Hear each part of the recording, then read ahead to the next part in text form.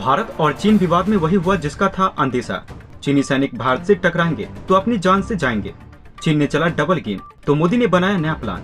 दोस्तों, भारत ने चीन का ताबिज बनाने का इंतजाम कर लिया है और जबरदस्त तरीके से चीन को उसके ही चाल का स्वाद दे दिया है। चीन भारत के साथ सीमा विवाद को सुलझाने में जोर नहीं दे रहा था, लेकिन भारत ने जबरदस्त चाल चल दी है, जिसके बाद चीन भारत के घुटनों में गिड़गिड़ाता हुआ आएगा और बोलेगा इस मुद्दे को खत्म करिए। दोस्तों, भारत को हल्के में लेने वाला कोई भी देश इतनी बड़ी गलती दोबारा नहीं करता है, क्योंकि भारत उसको बता देता है कि तुमने भारत को हल्के में लिया है, अब भारत तुम्हें सारे मजा चखाने वाला है। दोस्तों, चीन और भारत सीमा विवाद भयंकर रूप लेता हुआ चला जा रहा है और भारत ने अब एक ऐसा काम कर दिया है जिससे चीन का होश उड़ने वाला है। भारत का खतरनाक फैसला देखने के बाद चीन की हवा टाइट हो चुकी है। भारत ने चीन के ऊपर एक जोरदार हमला किया है। भारत के इस क्रांतिकारी ऐलान के बाद चीन की हलक में सांस फंस चुकी है और चीन दमे का मरीज हो चुका है। दोस्तों, बित्ते बित्ते भर के चीनी सैनिक जो भारत के सैनिकों के सामने नजरों से नजरें मिलाकर खड़े रहा करते थे, जो भारत के सैनिकों को बड़े हल्के में लिया करते थे और भारत के सैनिकों से हाथापाई करने के लिए उतारू हो जाया करते थे, लेकिन अब समय बदल चुका है। अब भारतीय सैनिक को हल्के में लेना उसकी मौत का कारण बन जाएगा। चीनी सैनिक भारतीय सैनिक को 400 कदम दूर से ही देखकर भागना शुरू कर देंगे, क्योंकि मोदी के द्वारा एक काम कर दिया गया है, जैसे भारतीय सैनिक अब पहले जैसे नहीं रहेंगे और भारतीय सैनिक रोबोट जैसे हो जाएंगे, जिसके सामने कोई भी इंसान टिक नहीं पाएगा। ये काम मोदी के द्वारा भारतीय सैनिकों के लिए किया जा रहा है। क्या मोदी का भारतीय सैनिक को इतना मजबूत बनाना सही है? आप अपनी राय हमें नीचे कमेंट बॉक्स में अवश्य लिखकर बताएं। दोस्तों, भारत और चीन के बीच में 2020 में महासंग्राम शुरू हो गया था और जो विवाद 2020 में चालू हुआ था वो अब तक नहीं थमा है और इसको लेकर दोनों पक्षों के बीच में बातचीत का दौर जारी है। लेकिन यहाँ पर चीन पीछे जाने का नाम नहीं ले रहा है और अब ये मामला और भी ज्यादा बढ़ने वाला है, क्योंकि यहाँ पर चीन अब भारत को अपने लड़ाकू विमान से उकसा रहा है और अब भारत को उसको उसकी औकात दिखाने के लिए एक तगड़ा इंतजाम कर लिया है और इस इंतजाम के बाद चीन भारत से माफी मांगने पर भी मजबूर हो जाएगा। यहाँ पर जो चीन अभी भारत को उकसा रहा है वो भारत से अपनी जान की भीख मांगते हुए नजर आएगा। विवाद को कम करने के लिए भारत और चीन की तरफ से कई तरीके की सैन्य और राजनीतिक बातचीत हो चुकी है। कुछ इलाके में चीन पीछे हटने को तैयार भी हुआ करते हैं, लेकिन अब चीन पीछे हटने को बिल्कुल भी तैयार नहीं है। 17 जुलाई को 26वें दौर की सैन्य बातचीत हुई, जो कि 13 घंटे बाद भी बेनतीजा रही। ऐसे में अब ये सवाल उठता है कि आखिर चीन चाहता क्या है। 17 जुलाई को भारत और चीन की सैन्य मीटिंग से पहले हमें ये भी देखने को मिला कि चीन के राष्ट्रपति शी जिनपिंग बॉर्डर पर जाकर कई तरीके की खुफिया मीटिंग भी किए हैं और आखिर इस तरीके का सवाल निकलकर सामने आ रहा है कि शी जिनपिंग के द्वारा क्यों इस तरीके का कदम उठाया जा रहा है और क्यों चीन की तरफ से इस मामले को खत्म करने की ओर दबाव नहीं दिया जा रहा है।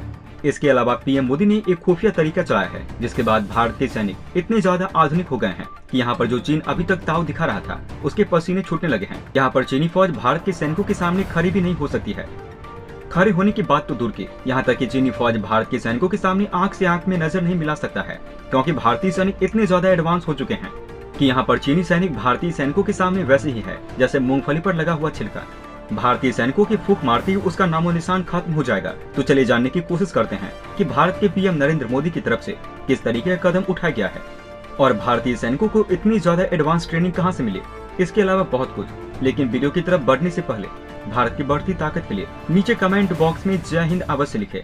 तो चलिए बढ़ते हैं बिना किसी देरी के वीडियो की तरफ। दोस्तों, भारत और चीन के बीच में बातचीत की गई है और यहाँ पर भारत ने चीन को समझाने की कोशिश की है और बताया है कि चीन जो भारतीय जमीन पर अपने तंबू को लगाया है उसको चीन तुरंत खाली करे और विवादित क्षेत्र में तैनात सभी सैनिकों को वापस बुला ले। भारत ने जोर देकर ये भी कहा है चीन तनाव वाले क्षेत्र में अपने लड़ाकू विमान को उड़ाने से बाज आ जाए, जो कि 28 जून को हमें देखने को मिला था कि भारतीय रडार में एक चीनी लड़ाकू विमान दिखा गया था, जिसके बाद तुरंत एयरफोर्स एक्टिवेट हो गई थी। भारतीय एयरबेस चीन के लड़ाकू विमान के पीछे उड़ान भरने वाले थे, लेकिन उससे पहले ही चीन का लड़ाकू विमान वापस लौट गया और हमें देखने को मिलता है कि चीन अक्सर हवाई सीमा का उल्लंघन करता रहता है। आपको बताते चले LAC के 10 किलोमीटर के भीतर चीनी लड़ाकू विमान उड़ान भर सकती है। दोस्तों, हमें ये देखने को मिल रहा है कि चीन ये चाहता है कि पूर्वी लद्दाख में जो 2020 में स्थिति बनी हुई थी वही स्थिति अभी भी बनी रहे, जिसके बाद वो LAC पर बहुत ही तेज तरीके से सैन्य इंफ्रास्ट्रक्चर का निर्माण करे। इस समय डैम चौक में भयंकर तनाव वाली स्थिति बनी हुई है। 16,000 फुट क्षेत्र पर भारत के लिए बेहद तनावपूर्ण है और देखा जाए तो काराकोरम दर्रा के हिसाब से भी ये भारत के लिए बहुत महत्वपूर्ण है। हमें देखने को मिल रहा है कि यहाँ पर चीन अपना लगातार दबदबा बनाता हुआ चला जा रहा है और भारतीय फौज को इनके इलाके में आने से चीनी फौज के द्वारा रोका जा रहा है और ये क्षेत्र भारत का हिस्सा है।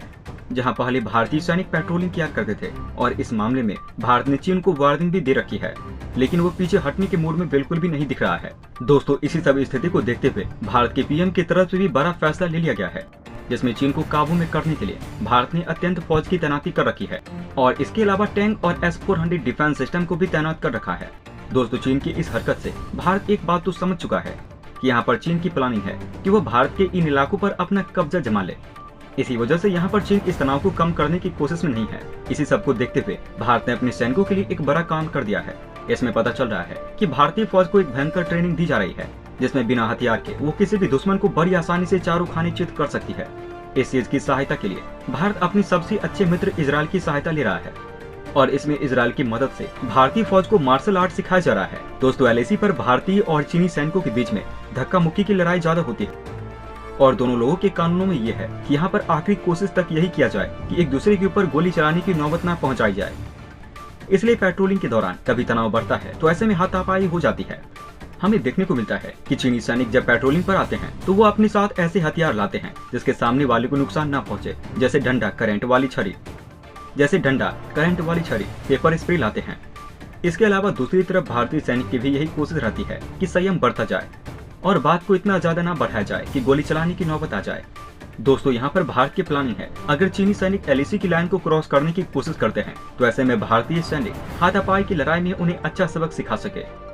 इसलिए उनको इस तरीके की ट्रेनिंग दी जा रही है और हमें देखने को मिला है कि चीन डबल गेम खेल रहा है। एक तरफ तो वो बातचीत करने का ढोंग रच रहा है, तो वहीं दूसरी तरफ वो सेना को आगे बढ़ाने की बातें कर रहा है और खबर निकल के आ रही है कि मोदी बहुत जल्द शी जिनपिंग को एक तमाचा देने वाले हैं और दोनों देशों के बीच में मीटिंग होने वाली है और उज्बेकिस्तान में ये दोनों देश के बीच में मीटिंग हो सकती है। इसको लेकर कहा जा रहा है कि PM Modi direct Xi Jinping से हस्तक्षेप करवाकर इस मुद्दे को खत्म करवाएंगे।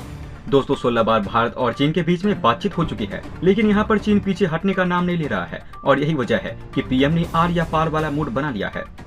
अब पीएम खुद चीन के राष्ट्रपति शी जिनपिंग को ताबीज बनाकर पहनाने वाले हैं। इस जीत के बाद यकीनन यहाँ पर इस मुद्दे को विराम मिलने वाला है। इसको लेकर आप क्या सोचते हैं? क्या भारत के पीएम नरेंद्र मोदी चीन के राष्ट्रपति शी जिनपिंग को कंट्रोल कर पाएंगे और इस मुद्दे को खत्म कर पाएंगे? आप अपनी राय हमें नीचे कमेंट बॉक्स में लिखकर बताएं। दोस्तों, अंत में हम आपसे एक महत्वपूर्ण जानकारी साझा करने जा रहे हैं। नीचे डिस्क्रिप्शन में दिए गए लिंक पर जाकर आप इंडियन आर्मी मर्चेंडाइज खरीदकर सपोर्ट कीजिए और पूरे देश का हौसला बढ़ा दीजिए। जाने से पहले वीडियो को लाइक और शेयर करें तथा चैनल को सब्सक्राइब करना न भूलें।